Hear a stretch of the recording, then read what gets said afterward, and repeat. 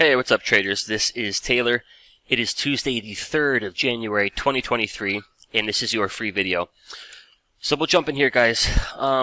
Little bit of housekeeping. So I've been working on the Big 3 indicator, and I haven't pushed the update just yet.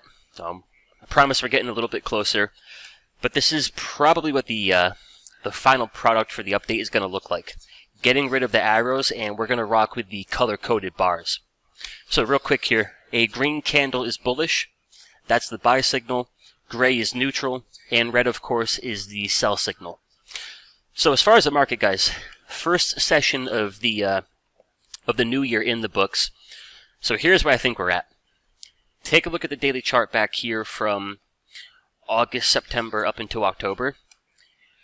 And we got the big short squeeze. They ran the market up towards that daily 200 weekly 50. They make some decent progress, but they run it into resistance. Then they give back all that progress. We flush under the 21. We flush under the 50. And then pretty soon, you get your first red bar.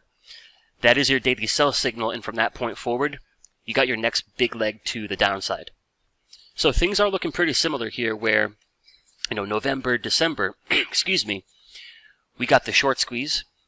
They rally the market right back towards that daily 200 weekly 50. They make some progress. Then they give the progress back. So once again, we are under the daily 21. We're under the daily 50. And as of today, we got a brand new daily sell signal. So my 2023 outlook, guys, my outlook is the bulls have got a crap load of work to do here to keep the market from trading much, much lower. And that's not an opinion based on anything to do with the economics of it, the Federal Reserve. It's just good old-fashioned structure and momentum. So real quick here, we start on the left with the monthly chart. Structure and momentum on the monthly chart for now works in the favor of the bears. You have your monthly squeeze, negative histogram, the first negative histogram since the financial crisis. We are under the 21 EMA, and we lost our buy signal. So you have a negative divergence in a squeeze under the 21. That's kind of a recipe for, it's a recipe for if you take out the monthly 50, you probably see this thing trade much, much lower.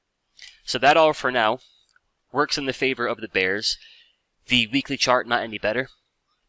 No buy signals, of course, and we continue to play out that pattern of lower highs and lower lows. So no changes there, and like I mentioned, as of today, you get a fresh daily sell signal. So I do think we get the Fed minutes tomorrow, or we're getting some kind of statement from the Fed. We'll see if they can come in here and save this thing. But that is my outlook for this coming year, or this year. Momentum and structure from the top down, all working in the favor of the bear skis.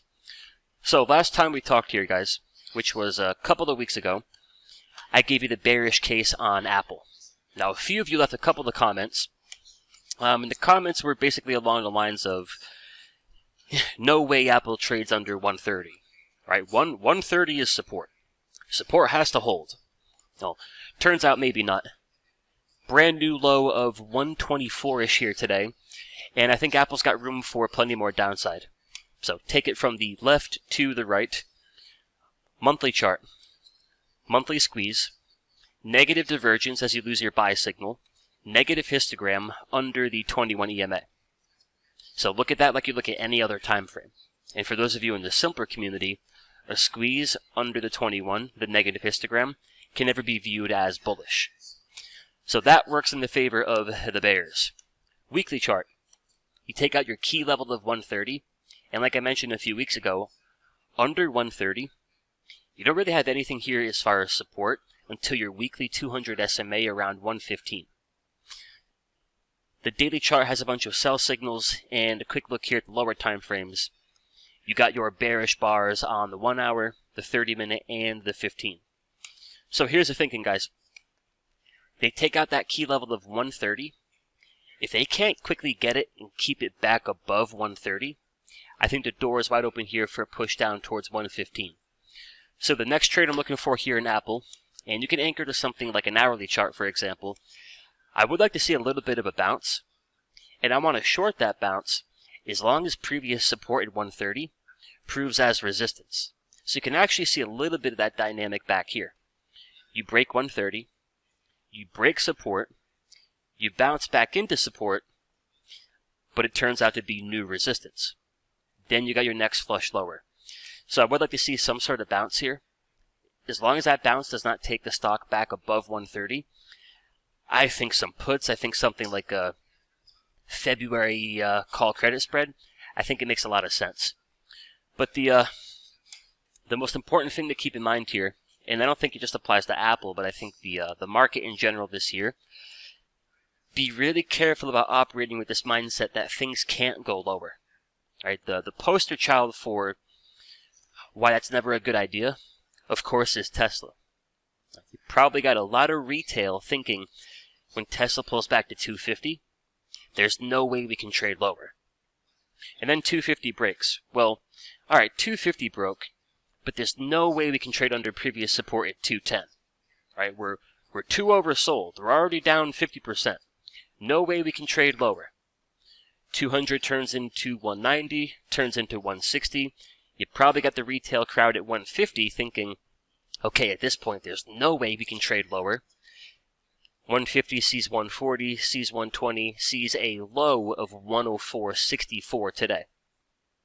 And sure enough, guys, there's probably some retail traders out there thinking 105-ish has got to hold. Right? No way Tesla can trade lower. And if Tesla breaks 105, you probably got people thinking a hundo. And so on and so on. So I say that to say, always put your focus on trend and structure. If you have good indicators, what makes them good indicators is they don't have an opinion. Right? My indicators here on Apple, they don't have any feelings. They don't recognize that Apple's already down X amount of percent. Right? They don't recognize that Apple is one of my favorite setups. The pretty colors don't lie. So a little bit of a spiel there, but I think really important for the year ahead. Not to say the market has to fall apart. Not to say Apple's going to trade lower. But I do think that mindset of there's no way it can trade lower could be a little bit deadly this year. But there you have it, guys.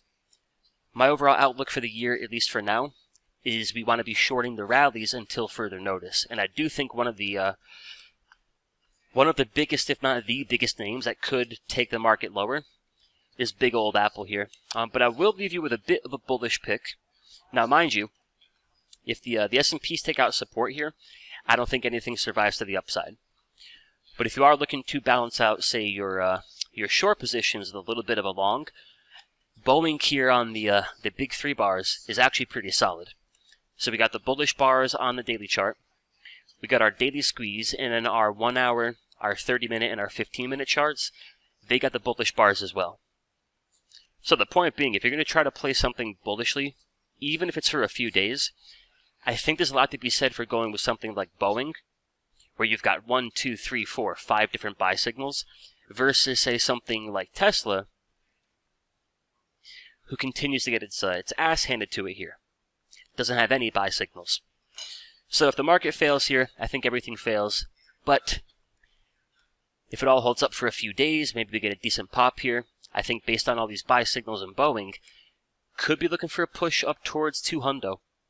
But there you have it, guys. A quick update on the market, quick update on the Big Apple, and a potential bullish idea in the Big Boeing. As always, hope you guys found this helpful. If you haven't already, go on ahead and hit the like button, hit the subscribe button, and the question of the night. Let me know down in the comments, where do you guys think the market goes this year? Do you think we go much lower? Do you think we go much higher? Or do you think it's going to be a bit of a chop fest? Let me know in the comments, and I'll talk to y'all next time. What's up, traders? This is Taylor from Simpler Trading. I wanted to thank you for watching our video, and if you liked the video, go on ahead and comment down below, hit that like button, and make sure you're subscribed and hit that bell icon to get a notification anytime we upload our next video. And of course, if you want to watch us trade live in real time with our own money, check us out at simplertrading.com. Until then, trade safe, and I'll catch you in the next video.